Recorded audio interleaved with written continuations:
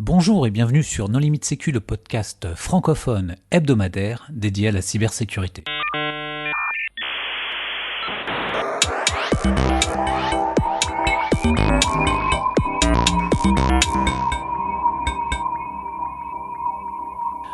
Alors aujourd'hui, nous allons parler d'un outil de contournement des EDR qui s'appelle EDR Sandblast, avec deux invités, Maxime Maignan. Bonjour Maxime. Bonjour.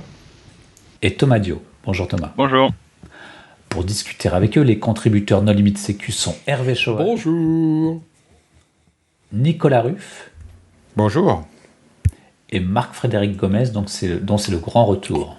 Bonjour. Alors, Maxime, est-ce que tu voudrais bien te présenter ? Très bien. Du coup, Maxime Maignan. Je suis consultant en cybersécurité chez Wavestone, et ce depuis ma sortie d'école en fin 2015. Du coup, j'interviens principalement sur des missions d'audit, donc tests d'intrusion. Et ça m'est aussi arrivé de faire de la réponse à incident, mais c'est plus trop le cas. Et à mes heures perdues, j'aime bien le reverse engineering. Merci. Thomas ? Alors, assez similaire en soi, pareil, consultant chez Wavestone, où j'interviens aussi sur des missions de tests d'intrusion, de Red Team, et aussi donc sur des réponses à incidents, et avec vraiment un volet investigation numérique. Alors, on a déjà réalisé un épisode sur les EDR, mais pour les auditeurs qui ne l'auraient pas suivi, un EDR, qu'est-ce que c'est ? Alors, si on compare avec ce qui existait un petit peu avant, donc tout ce qui va être antivirus notamment, l'EDR va vraiment faire une analyse comportementale sur les actions qui sont réalisées sur le système. Donc vraiment un paradigme assez différent de ce qu'on pouvait retrouver avant sur les solutions antivirus un peu historiques, où c'était plus de la recherche de contenu malveillant, que ce soit dans les fichiers par exemple ou en mémoire. Donc là c'est vraiment récupérer de la télémétrie sur le système et à partir de cette télémétrie déterminer si certaines opérations qui ont été réalisées sont malveillantes et si c'est le cas, générer une alerte, voire bloquer l'action. Alors, par exemple, est-ce qu'un EDR peut détecter autre chose que des malwares ? Alors oui, c'est notamment une des forces des EDR, là où les antivirus pouvaient être moins efficaces, c'est de détecter tout ce qui va être un petit peu living off the land technique, donc les choses qui se basent sur des binaires, des exécutables qui sont présents nativement sur le système Windows et qui peuvent être utilisés pour réaliser des opérations malveillantes. Par exemple, on peut penser à l'utilisation de RunDLL32 avec la DLL comme SVC DLL qui peut être utilisée pour faire un dump de la mémoire du processus LSAS, où là, un antivirus seul aurait beaucoup de mal à détecter ce genre d'opération. Un EDR, comme il se base sur le comportement, va pouvoir générer beaucoup plus facilement une alerte. Donc on peut dire qu'en fait, c'est ce qui caractérise vraiment la différence entre un anti-malware et un EDR. Voilà, c'est ça. En fait, si on regarde un petit peu le mode de fonctionnement un peu plus dans le détail, ça va vraiment pas être du tout les mêmes techniques qui vont être utilisées pour superviser le système.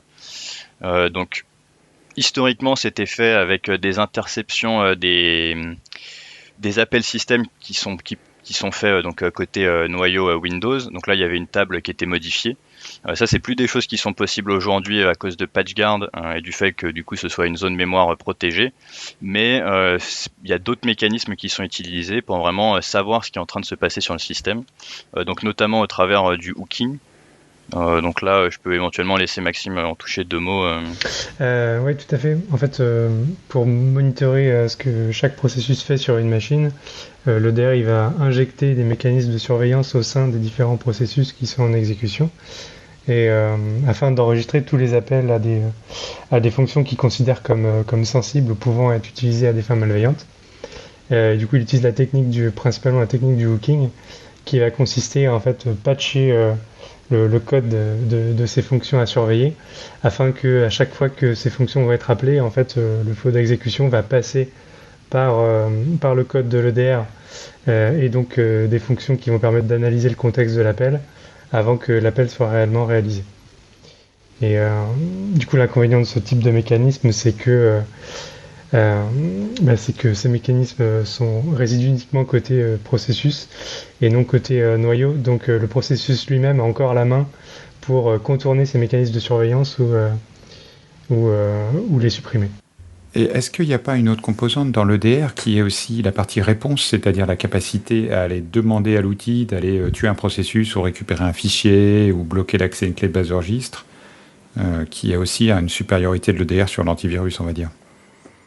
Alors tout à fait, en plus des différents éléments de monitoring, on va aussi avoir des éléments de réponse. Donc tous ces éléments de monitoring vont remonter à une console centrale et c'est principalement la console centrale qui va être en mesure de détecter des alertes en corrélant des événements et par ce biais-là va pouvoir permettre à un opérateur de lancer des investigations à distance ou prendre des actions de remédiation à distance. Sachant qu'il y a plus d'éléments qui peuvent être monitoring que par le simple hooking. Je peux laisser Thomas parler un peu de ce qui se fait côté noyau. Oui, alors effectivement, du coup, donc il y a cette partie télémétrie qui va remonter vers le hooking de DLL. Et il y a aussi toute une télémétrie qui va être générée au travers de mécanismes qui sont mis à disposition par le noyau Windows. Donc c'était un peu en remplacement du coup de cette modification de la table des syscalls qui était plus possible aujourd'hui. Donc il y a notamment en fait des callbacks qui vont permettre en fait à l'EDR d'être notifié avant la réalisation de l'opération par le noyau que l'opération va survenir. Donc ça peut être par exemple des ouvertures de process, des ouvertures de thread, des chargements de bibliothèques, tout ce genre de choses. Donc même sans forcément passer par la console et donc sans cette dimension réponse d'un utilisateur, l'EDR va avoir des mécanismes de blocage directement au niveau de l'agent pour voilà, sur des comportements qui sont prédéfinis, bloquer l'action immédiatement. Et il y a aussi tout un volet, du coup là c'est ce qui va consister un peu le gros de la télémétrie qui va être remontée côté console. Ça va être une inscription auprès d'un fournisseur d'événements, donc le TW Threat Intelligence, qui va remonter un petit peu des sortes d'événements, pour le coup vraiment des événements, sur diverses opérations qui sont réalisées sur le système, donc par exemple des lectures ou des écritures de mémoire, des injections de process, tout ce genre de choses. Ça va remontrer une télémétrie assez volumineuse côté console et ça va être aussi sur cette base de cette télémétrie que le DR va pouvoir réaliser ses détections et ses blocages. Ok, et donc vous avez décidé de contourner les EDR. Pourquoi ? Est-ce que c'était dans le cadre d'un pentest ? Est-ce que c'était la prolongation de travaux de recherche antérieurs ? Est-ce que c'était pour le challenge technique ? Est-ce que c'était parce que les outils sont tellement bons aujourd'hui qu'il y a une sorte de défi intellectuel à bypasser ? Je peux rendre la réponse. Du coup, c'est vrai qu'initialement, c'est effectivement parti d'une R&D un peu exploratoire sur le fonctionnement des EDR. On débuguait un processus quelconque et on s'est rendu compte qu'il y avait certaines données qui avaient été modifiées dans une certaine bibliothèque de Windows, on ne comprenait pas trop. Et après, on s'est dit, ah tiens, ça c'est notre EDR qui est installé sur la machine qui a modifié la donnée. Et, on a regardé un peu pourquoi, et du coup on s'est mis à essayer de comprendre comment fonctionnaient les EDR pour monitorer l'activité d'un processus. Donc tout est parti comme ça d'un outil qui a été un peu développé en interne, un peu comme on le disait sur l'idée un peu pour le challenge intellectuel. On s'est dit tiens, on va faire un outil qui est en mesure d'auditer la surveillance que fait un EDR et puis pourquoi pas essayer de la contourner. À ce moment-là, on s'intéressait juste à la partie userland, donc que ce qui se passe au sein d'un process. Et puis, il y a eu, dans la foulée, il y a eu un appel à contribution du magazine MISC qui voulait monter un dossier sur les EDR, et du coup, on a eu vent de cet appel à contribution. On s'est dit, bah, tiens, ça va être l'occasion de creuser un peu le sujet et d'aborder un peu plus des différentes facettes de fonctionnement des EDR. Donc ça a donné lieu à l'écriture de 2 articles, un qui détaille les mécanismes employés par les EDR pour surveiller ce qui se passe sur un système Windows, et un deuxième article qui explique comment contourner ces mécanismes. Et du coup, en même temps qu'on a écrit ces articles-là avec Thomas, on s'est dit on va écrire un outil qui permettra de mettre vraiment en application tous les concepts qu'on décrit afin que les gens puissent aussi découvrir un peu ces concepts par la pratique. Et c'est ça principalement qui a donné lieu à l'écriture de DR Sandblast. Ça, puis également la volonté d'enrichir notre outillage en tant que Red Team à Wavestone. parce que les EDR sont devenus de plus en plus prévalents dans les entreprises qui sont nos clients côté audit, et du coup on avait besoin de solutions qui nous permettaient de passer un peu à côté. Donc voilà, les besoins sont un peu alignés avec ça. Mais les EDR, c'est un problème. Vous parlez d'audit, est-ce que ça empêche vraiment un pentester de rentrer? Il me semblait qu'on trouvait password.xls dans un partage réseau et c'était gagné, non? Alors, en fait, il va y avoir un peu de dimensions. Il va y avoir les missions Red Team ou Purple Team, où on va chercher à rester sous le radar et du coup pas être détecté par les équipes de sécurité. Et donc là, en fait, même si le DR n'est pas forcément en mode bloquant, rien que le fait de générer une alerte, c'est des choses qu'on veut éviter. Du coup, c'est pour ça qu'on était parti sur un cas d'usage vraiment assez classique, qui était le dump de la mémoire du processus LSAS, quelque chose qui est quand même vraiment énormément surveillé par les EDR et à la fois aussi très utile lors de ce genre de mission. Donc voilà, il y avait cette dimension rester sous le radar, mais en fait aujourd'hui les EDR sont quand même assez performants et donc du coup sur des clients matures qui ont déployé l'EDR en mode bloquant, ça peut représenter parfois un peu un challenge même dans des tests d'intrusion internes où il y a moins cette dimension détection et ça peut quand même entraver la progression de l'auditeur. Donc voilà, on s'en sert à la fois dans ces missions Red Team mais aussi un peu plus couramment dans les missions de tests d'intrusion. Est-ce que c'est utilisé dans d'autres équipes Red Team en dehors de votre entreprise ? Tout à fait. On a eu quelques retours de nos confrères d'autres entreprises qui font du pentest et de la Red Team. Du coup, on a eu quelques retours de confrères qui nous ont dit de l'avoir utilisé et avec succès. Et ils participent à l'amélioration, ils vont dans le GitHub, ils font... Pour l'instant, on n'a pas eu de contribution majeure.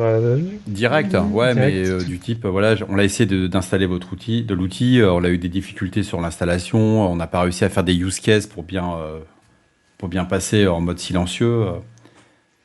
Il y a quand même eu, alors il n'y a pas eu vraiment effectivement de contribution directement dans la base de code. Par contre, il a été intégré à un autre outil qui embarque en fait des mécanismes comme ça de dump de process. Et cet autre outil du coup a embarqué le EDR Sandblast pour automatiser un peu le processus de dump à distance en fait. Donc voilà, c'est un outil qui embarque différentes techniques et l'auteur, après avoir testé EDR Sandblast, a fait le choix du coup de l'embarquer en tant que technique viable. L'outil en question, c'est LSASI de Romain Benz, qui est connu sous le nom de Pixies. Alors, puisque vous parlez de développement, tout l'outil est développé en C. Est-ce que c'était une obligation liée au fait que vous utilisez l'API Windows à très bas niveau, voire le noyau D'ailleurs, je ne sais même pas, est-ce qu'il y a un composant noyau dans votre outil ou est-ce que c'est... Et sinon, est-ce que vous auriez voulu passer sur des langages de plus haut niveau qui avaient potentiellement une interopérabilité avec C, type .NET ou Rust tous les langages. C'est un troll, Nico, du C. C'est un indice de maturité pour une fois qu'on a avec nos contributeurs.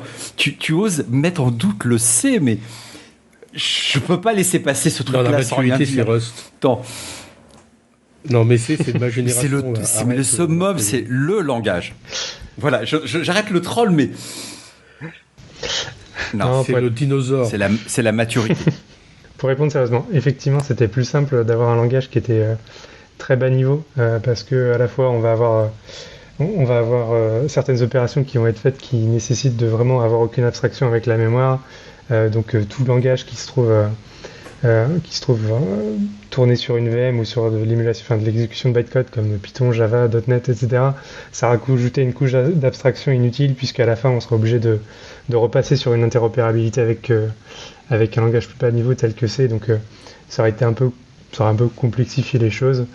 Et puis au passage, c'est aussi un langage qu'on maîtrise bien, donc il y en a, contrairement à Rust malheureusement.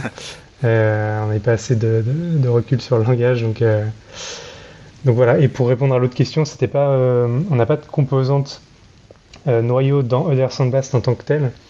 Par contre, il y a des interactions noyaux qui sont faites, et ça on pourra peut-être le décrire plus tard, mais dans l'idée, dans les grandes lignes, EDR Sandblast implémente le concept de l'attaque type qu'on appelle BYOVD, Bring Your Own Vulnerable Driver. Et l'idée, c'est qu'on va aller charger un driver qui est un driver tiers d'un éditeur tiers qui est signé mais qui contient une vulnérabilité. Et on se sert de cette vulnérabilité pour avoir une primitive de lecture et écriture dans la mémoire du noyau pour justement aller auditer et supprimer les mécanismes de supervision qui sont installés par les EDR. Excellent rebond sur l'actualité, puisqu'on vient d'apprendre après 2 ans que le mécanisme de liste noire, de liste de blocage mis en place dans Windows pour empêcher le chargement de drivers vulnérables, annoncé par Microsoft il y a 2 ans, n'a jamais été déployé en fait en production. Et donc il est encore possible de charger des vieux drivers VirtualBox et autres, mais ça, tous les gens qui trichent dans les jeux vidéo le savent. Et d'ailleurs, on avait remarqué que le driver qu'on utilise est bien présent dans cette blocklist, les 2 drivers qu'on utilise, mais bon, effectivement, en l'absence de mise à jour de cette liste, du coup, on pouvait toujours déployer au-delà, même s'il y avait pas d'EDR et pas d'autres mécanismes plus avancés sur lesquels on pourra revenir un peu plus en détail après, mais par défaut, on pouvait toujours installer ce driver vulnérable et s'en servir, comme le disait Maxime, pour accéder à la mémoire du noyau. Et par curiosité, quels sont les drivers que vous utilisez ? Alors, il y en a 2. Il y en a un qui a été implémenté plus récemment, qui est un driver Dell. Alors j'ai plus la version exacte, mais voilà, c'est un driver Dell qui avait été sur lequel une vulnérabilité assez critique a été découverte l'année dernière. Et il y a un driver RT Core 64.6 dont je ne me souviens plus exactement l'usage, mais voilà, c'est un driver. Bon, vas-y, je te laisse compléter. C'est un driver de MSI, donc un constructeur, notamment un constructeur de cartes graphiques, et je crois que c'est un driver qui permet d'activer qui fait l'interfaçage avec la carte graphique sur la partie pilotage, optimisation, je crois, ce genre de choses. Et malheureusement, il y a des vulnérabilités dans ces drivers. Les deux drivers comportent 2 vulnérabilités qui sont quasiment identiques, c'est-à-dire qu'on fait appel à un IOCTL, c'est-à-dire une sorte d'interface avec le driver, on envoie une commande et cette commande permet de copier une donnée arbitraire, une donnée d'une adresse arbitraire vers une autre adresse arbitraire. Donc en exploitant cette vulnérabilité, on peut lire de la mémoire depuis une zone mémoire kernel vers un buffer côté user dans notre process, et inversement on peut faire l'opération inverse, et dans ce cas-là on va aller écrire la mémoire du kernel via une donnée qui se trouve dans notre process, et donc ça nous fait une primitive de lecture-écriture de cette manière. Et quand la blocklist sera mise en place, vous pourrez utiliser ce Alors en fait, à l'heure actuelle, il y a 2 types de blocklists. C'est-à-dire que dans Windows 11 notamment, en tout cas grâce au mécanisme HVCI, donc c'est un mécanisme qui est basé sur le nouveau concept de basé sur le concept de sécurité par la virtualisation de Windows. Il y a un composant qui permet de s'assurer que les drivers qui sont chargés remplissent un certain nombre de conditions de sécurité pour fonctionner avec ce durcissement. Donc ce mécanisme HVCI, il est activé par défaut sur Windows 11 et il est activable sur Windows 10 aussi. Et parmi les contrôles qui sont faits sur les drivers chargeables, il y a l'implémentation de cette blocklist.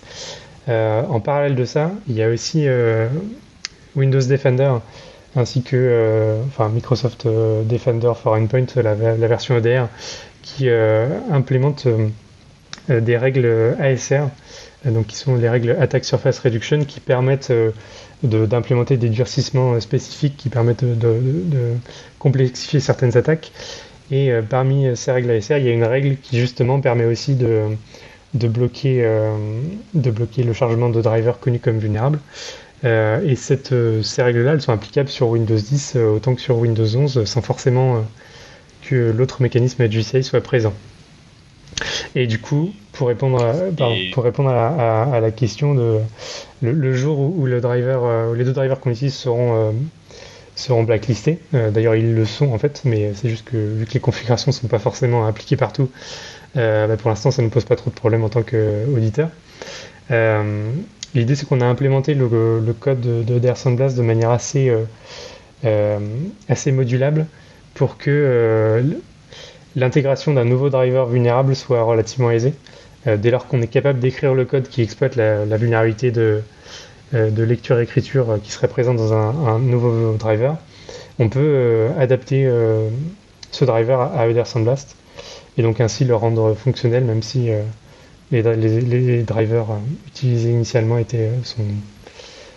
sont cramés. Et au-delà de, enfin, comme on a pas mal parlé de l'écosystème Defender, bon, pour rendre aussi ce qui appartient aux autres éditeurs, ils peuvent aussi implémenter ce propre mécanisme de blocklist. Donc il y en a certains qui le font, qui le faisaient pas forcément initialement quand on a sorti l'outil et qui le font maintenant aujourd'hui. Donc qui vont empêcher le chargement de drivers vulnérables qui sont exploités. Donc bon, effectivement, enfin comme c'est des blocklists qui sont basés pas mal sur des condensats, ce genre de choses, si c'est un driver vulnérable inconnu au bataillon, il y a toujours l'espoir qu'il soit possible de l'installer et de l'exploiter. Maintenant, l'équilibre est est assez disproportionné entre côté attaquant trouver une vulnérabilité dans un driver, l'implémenter et s'en servir, versus côté défendeur, il suffit simplement de rajouter le hash du driver qui peut pas changer parce qu'il doit être signé par Microsoft et le bloquer. Donc il y a quand même un équilibre qui est en termes d'investissement, de budget, de R&D qui est quand même pas du tout le même et qui pour le coup est plutôt à l'avantage des éditeurs EDR. T'es sûr de ça? Parce qu'il me semble que dans la signature Authenticode, il n'y a qu'une partie du PE qui est signée. Donc potentiellement, tu pourrais modifier un bit au début ou à la fin du fichier dans une zone pas signée et changer. Du coup, ça changerait le hash en fait. Je veux dire. Alors. Le meilleur moyen, c'est probablement de blacklister la partie signature, enfin le condensat, qui est utilisé dans la signature du driver. Mais si tu vas juste blacklister le MD5 ou le HA1 du fichier... Oui, enfin c'est la signature. Il me semble que c'est la signature qui est l'empreinte qui est utilisée dans la signature. Et après, il y a aussi un blocage qui peut être fait au niveau au-dessus pour complètement révoquer les CA intermédiaires, notamment sur certains éditeurs qui peut-être ont sorti beaucoup de drivers vulnérables, complètement leur révoquer la possibilité d'avoir l'ensemble de leurs drivers, enfin l'ensemble des drivers qui sont signés avec cette autorité intermédiaire. Après, effectivement, comme il doit être chargé dans le noyau, il y a assez peu de possibilités côté offensif d'altérer le driver tout en conservant un driver qui peut être chargé en mémoire, enfin en tout cas chargé par Windows. Et du coup, effectivement, dans la blocklist, les hash, les condensats qui sont enregistrés sont effectivement ceux du certificat de signature et pas du fichier en intégralité. Sauf si je dis une bêtise, hein, mais ça paraîtrait en effet absurde. Et le but de l'outil, c'est donc de permettre l'exécution d'un exécutable qui aurait été bloqué par l'EDR, ou de désactiver l'EDR. Ça peut être pas mal. En fait, on était parti du coup sur ce cas d'usage du dump LSAS parce que c'est vraiment, un peu le Graal, on va dire, en termes de post-exploitation. Une fois qu'on est administrateur sur la machine pour récupérer des identifiants en mémoire. Après, on implémente d'autres techniques. Donc, par exemple, le fait de déployer des règles du pare-feu Windows pour bloquer les communications de l'EDR avec sa console. Ou simplement, par exemple, ouvrir un interpréteur de commande pour que derrière, l'opérateur puisse faire un peu ce qu'il veut. Donc, une fois que l'interpréteur est fermé, on va restaurer les mécanismes de supervision. Et sur la deuxième version du coup qu'on a publiée, on a un peu libifié EDR Sandblast pour que certaines fonctionnalités de contournement EDR puissent être intégrées dans d'autres projets. Donc qui est un import à faire de EDR Sandblast en fait, enfin en tout cas de certaines parties d'EDR Sandblast pour que derrière il puisse y avoir des primitives de désactivation des composants kernel-land, user-land dans un peu tout type de projet. L'idée effectivement de l'outil, c'est de rendre les différents mécanismes de télémétrie et de surveillance implantés par l'EDR aveugles pour pouvoir faire passer des comportements, des binaires qui auraient des comportements malveillants. Et on a la possibilité de restaurer ces mécanismes tout de suite après leur utilisation, tout de suite après l'application d'une action malveillante. Ce qui fait que l'état entre guillemets pendant lequel la machine est pas surveillée par l'EDR est très court et du coup ça se remarque pas en théorie ce manque de surveillance, quoi. Comment vous vous comparez à l'état de l'art? Bon, les plus jeunes d'entre vous ne connaîtront probablement pas l'outil Sleepfest qui avait été présenté par Julien Tinest à STIC. Mais dans Mimikatz aussi, il y a des mécanismes qui permettent... Enfin, il y a une commande qui permet de désactiver tout ce qui est process, notification routine, etc. Donc, qu'est-ce que vous faites de plus ou de moins que les autres outils? Alors, c'est une bonne question. En fait, effectivement, il y a plusieurs techniques déjà qui étaient déjà publiées sur ces contournements de mécanismes de supervision. Donc, effectivement, côté Mimikatz, il y avait tout ce qui était process, thread et chargement de bibliothèque, donc la désactivation de ces callbacks-là. Mais il y avait aussi d'autres projets, hein.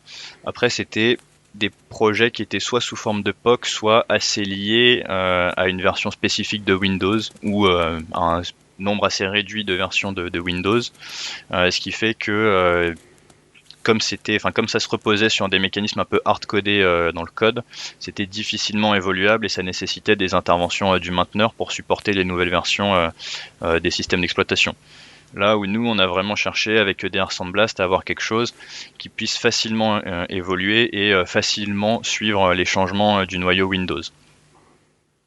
Du coup, pour faire ça, on s'est basé sur le fait d'extraire via du coup les symboles mis à disposition par Microsoft des offsets qui vont nous donner accès à où on veut écrire dans la mémoire.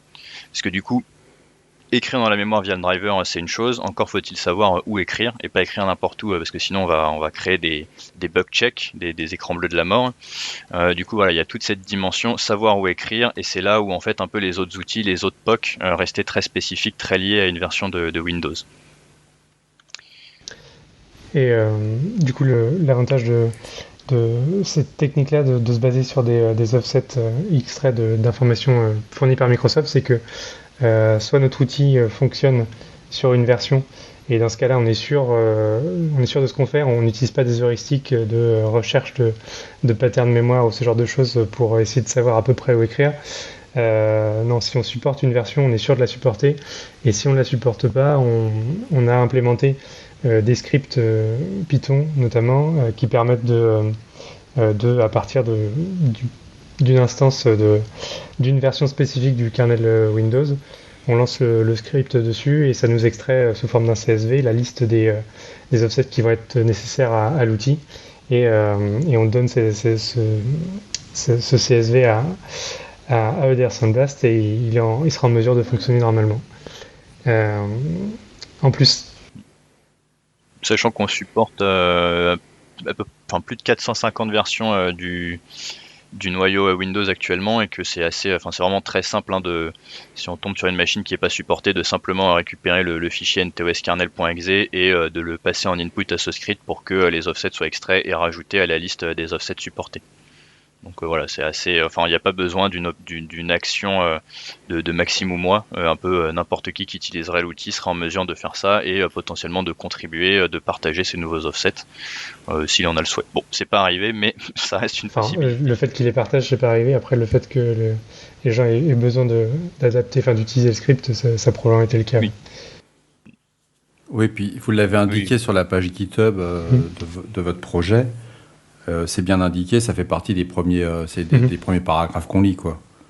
C'est comment pouvoir travailler sur toutes les versions existantes ou celles qui ne sont pas encore implémentées. Et puis c'est extrêmement simple, je viens de faire l'essai là, c'est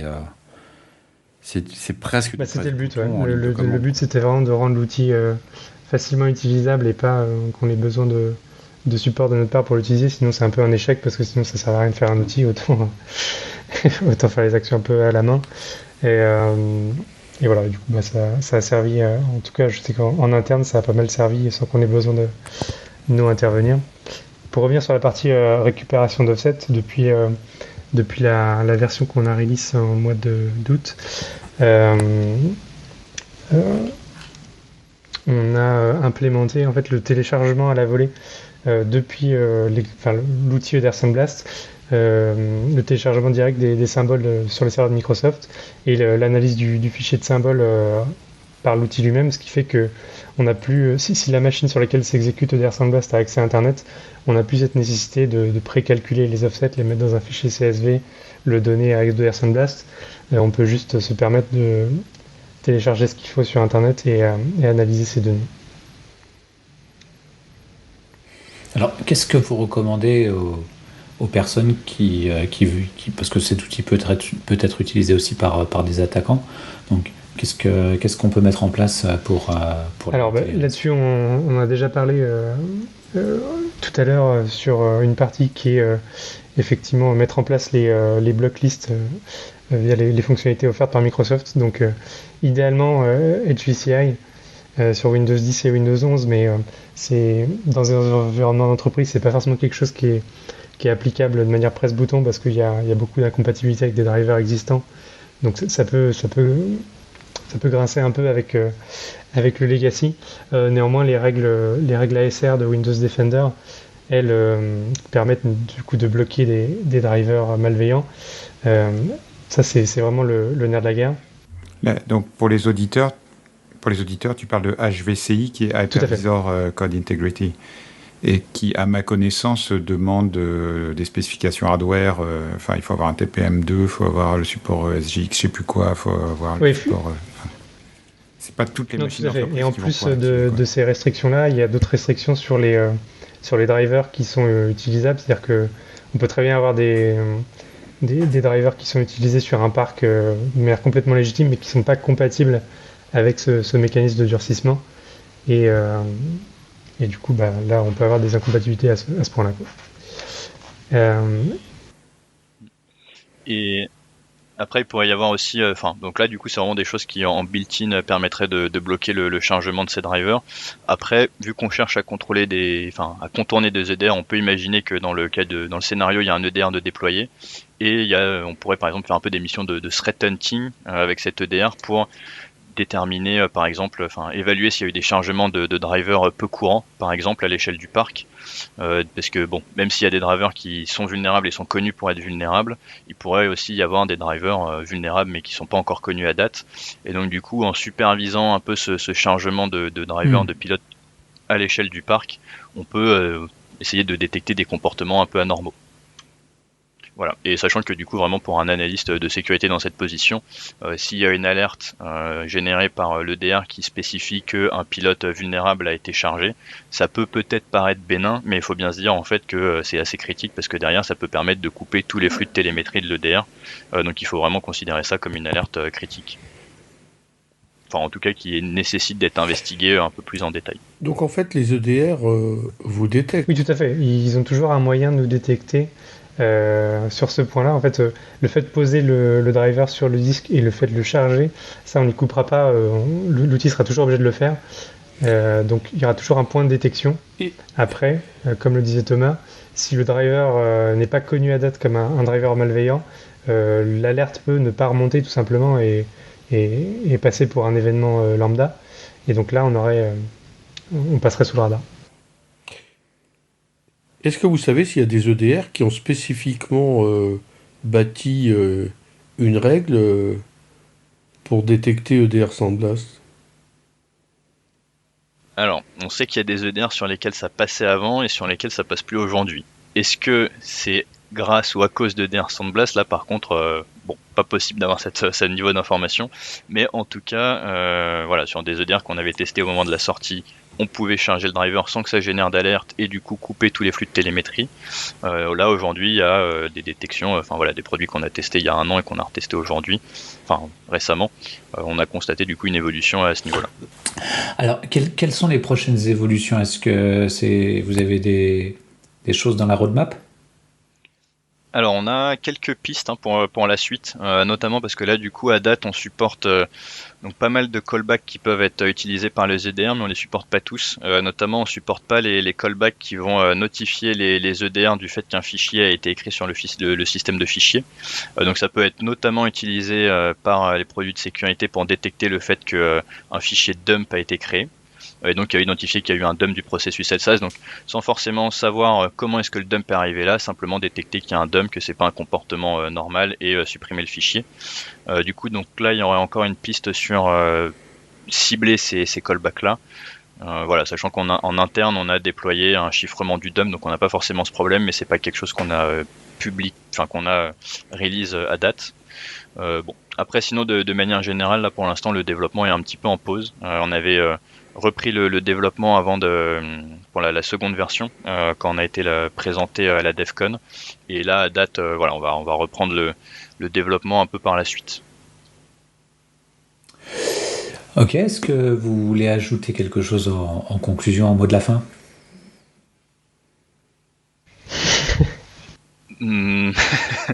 Bah, si jamais vous avez utilisé l'outil qui vous a été utile, ou si vous avez des suggestions d'amélioration, n'hésitez pas. On a été contacté assez récemment par quelqu'un sur Twitter, donc on va voir, qui souhaitait du coup contribuer, qu'on va voir comment est-ce qu'on peut embarquer. Donc même si nous on a mis le développement un petit peu en pause, on est toujours ouvert donc à des suggestions ou à des contributions.